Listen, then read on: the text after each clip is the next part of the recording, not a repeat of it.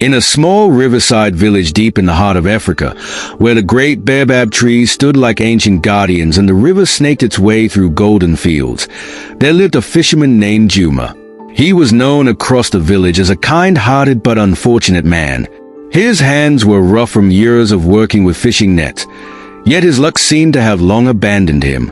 Every morning, before the first rays of the sun kissed the sky, Juma would set out in his old wooden canoe, rowing far into the deep waters.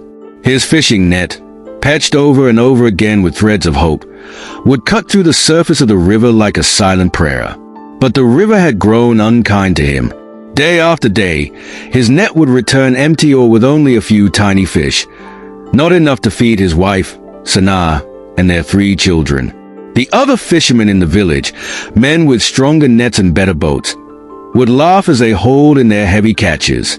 "Juma, maybe the river is telling you to find another job," they teased, their voices filled with mockery. But Juma did not have another job. Fishing was all he knew. It was what his father had done, and his father before him. He had no land to farm, no livestock to sell. His entire life depended on the river's mercy. That evening, as the sun blared into the horizon, Juma sat by the water's edge, his net beside him, empty once again. He sighed deeply, his heart heavy. "Oh, great river," he whispered, "have I offended you? Have I not shown you respect all my life? Why do you turn away from me?" The river did not answer. It only whispered back in ripples as the wind kissed its surface. Just as Juma was about to gather his net and return home, something strange happened. The river, which had been calm, suddenly sent out a gentle ripple that lapped at his feet. Then, in the soft evening air, he heard a voice, gentle yet powerful, as if the river itself was speaking. "Do not be sad, Juma." Juma's breath caught in his throat. His eyes darted around, but the beach was empty.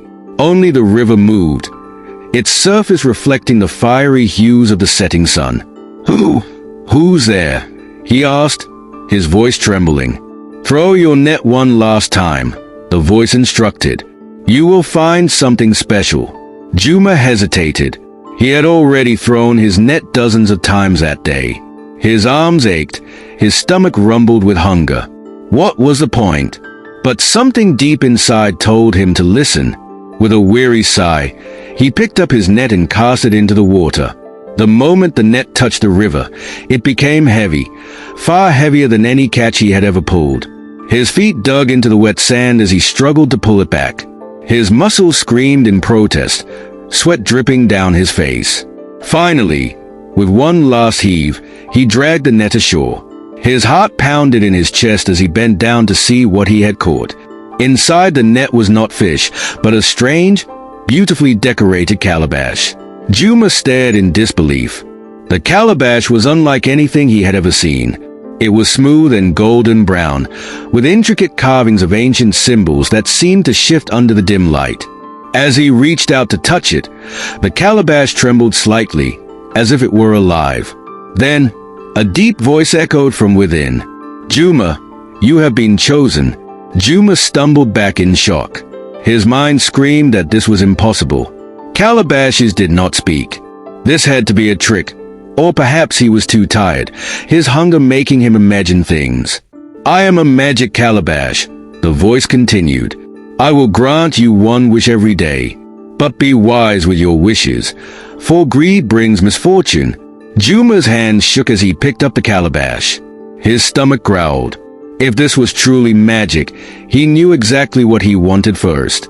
"I wish for food," he whispered. The calabash trembled. Suddenly, before his eyes, a feast appeared on the sand.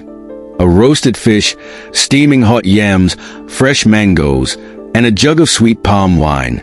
Juma gasped. His hands hovered over the food, his mind struggling to believe what he saw.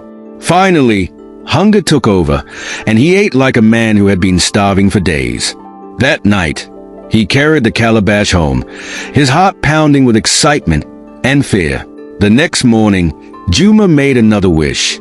"I wish to catch the biggest fish in the river today, And when he cast his net, he pulled out a fish so large that even the strongest fisherman in the village had to help him carry it.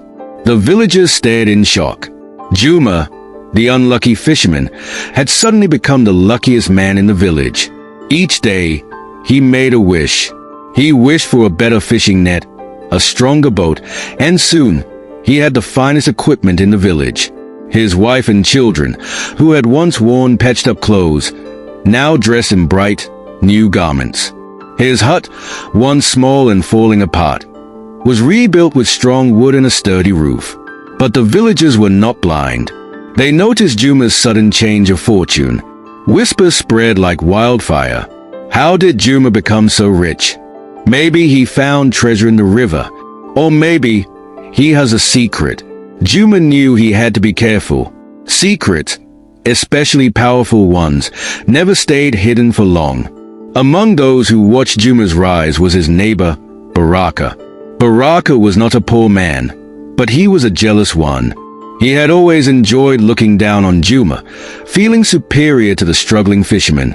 But now, Juma had surpassed him. Night after night, Baraka lay awake, thinking.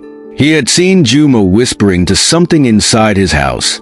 He had seen the sudden appearances of food, gold, and new belongings. Then, one night, Baraka crept close to Juma's hut, pressing his ear against the thin walls. Through a tiny gap in the wood, he saw it, the calabash. He watched as Juma whispered his wish and saw gold coins appear before him. A magic calabash. Baraka gasped. His mind raced with greed. If he had the calabash, he would not just live comfortably, he would be the richest man in all the lands. And so, Baraka made a plan. Late that night, when the village was asleep, Baraka sneaked into Juma's house. The room was dark, lit only by the dying embers of the fire. Carefully, he tiptoed towards the calabash, which sat on a wooden shelf.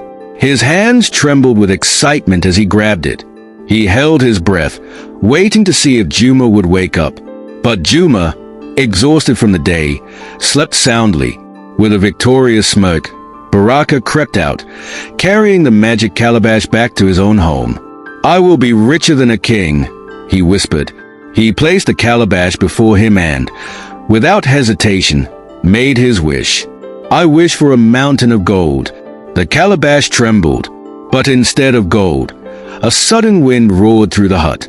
The walls shook, the roof cracked, and then, crash! The entire house collapsed around him. Baraka screamed, trapped beneath the wreckage. In the darkness, the calabash whispered, "Greed brings misfortune."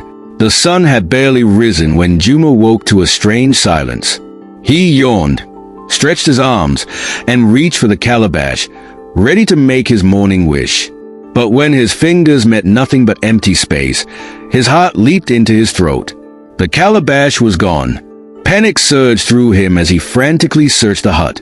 He checked beneath the sleeping mat, inside his fishing baskets, even behind the clay pots where Sanaa stored their grains. But it was nowhere to be found. "Sanaa, the calabash is missing," Juma called, his voice urgent. His wife, still groggy, sat up and frowned. "Missing? Who could have taken it?" Juma's mind raced. The calabash was no ordinary object. Whoever had stolen it was in great danger. He grabbed his fishing spear and ran outside. That was when he saw it. A crowd had gathered around Baraka's hut, or what was left of it. The once proud house had collapsed into a heap of broken wood and scattered belongings. People whispered among themselves, their faces filled with both fear and curiosity. Juma pushed through the crowd. What happened here? The answer came in the form of a weak groan. Baraka was half buried beneath the debris, his once fine clothes torn and his face covered in dust. He coughed, struggling to free himself. Juma's eyes darted to Baraka's hands. And there it was, the calabash, rolling slightly on the ground beside him. Juma's breath caught. He knew immediately what had happened. "You stole it," Juma said, his voice quiet but firm. Baraka looked up, shame and terror flashing in his eyes. He opened his mouth to speak, but before he could, The calabash trembled again. A deep voice echoed from within. Greed brings misfortune. At that moment, a gust of wind howled through the village. The sky darkened, and the river, which had always been calm, churned violently. The villagers gasped in fear, stepping back as if expecting the heavens to punish them all. Juma knew he had to act fast. He stepped forward, grabbed the calabash, and held it tightly in his arms. "Great Calabash, please forgive him," he pleaded. He let greed blind him, but he has learned his lesson. The calabash trembled one last time before settling into stillness. The wind died down, and the skies slowly brightened again. The danger had passed. The village elders wasted no time in gathering for a meeting. They sat under the great baobab tree, their wrinkled faces filled with concern. Juma and Baraka stood before them, along with the other villagers who had witnessed the events. The oldest elder, Kilimanjaro, stroked his long white beard and sighed. "Baraka, you have committed a great offense," he said gravely. "Not only did you steal from your neighbor, but you also brought misfortune upon yourself and the village." Baraka hung his head. "I was blinded by greed," he admitted. "I thought I could take the calabash and use it for myself, but I was wrong." The elders murmured among themselves before Kilimanjaro spoke again. "For your crime, you must rebuild your house with your own hands. You must also seek Juma's forgiveness, for you have wronged him greatly." Baraka nodded, his voice filled with regret. "I will do as you say." Then, turning to Juma, he fell to his knees. "Brother, forgive me. I let jealousy cloud my heart. I see now that the calabash is not a gift for just anyone. It chose you." Juma looked at Baraka for a long moment. He thought of all the times his neighbor had mocked him, all the times he had laughed at his struggles. He could have let his anger take over. He could have refused to forgive. But Juma was not a man of hatred. "I forgive you," he said, helping Baraka to his feet. "But let this be a lesson. Greed only leads to suffering." The villagers nodded in agreement. Peace had been restored, but there was still one question left unanswered. What would Juma do with the magic calabash now? That night, Juma sat outside his hut, staring at the calabash in his hands. He had everything he ever wanted: food, wealth, a comfortable life for his family. But deep down, he knew something was not right. The calabash had given him great fortune, but it had also brought jealousy and greed to the village.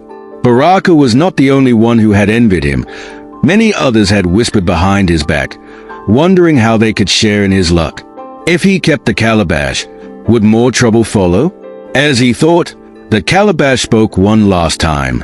"Juma, you have been wise, but your journey with me must end." Juma's heart clenched. He had grown fond of the calabash, but he knew it was right. No man should have limitless power. He took a deep breath and made his final wish. "I wish for the calabash to return to the river where it belongs." The calabash glowed softly, as if smiling at his choice.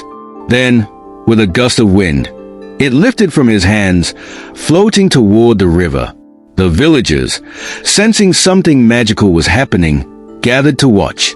As the calabash reached the water, it sank beneath the surface without a ripple, disappearing as mysteriously as it had arrived. And just like that, the magic was gone. Life in the village returned to normal. Juma continued to fish, but this time, luck was on his side. His nets always returned full, and he no longer struggled to feed his family.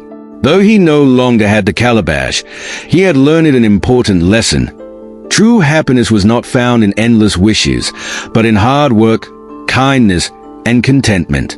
Baraka, humbled by his experience, became a changed man. He worked harder than ever to rebuild his home, and he no longer looked down on others. In time, he and Juma became true friends, sharing meals and laughter by the riverside. The villagers spoke of Juma's story for generations. Parents told their children about the fisherman who was given great power but chose wisdom over greed. And to this day, they say that if you listen closely by the river at night, you can hear the faint whisper of the calabash, reminding all who hear it. Greed brings misfortune, but wisdom brings peace. This story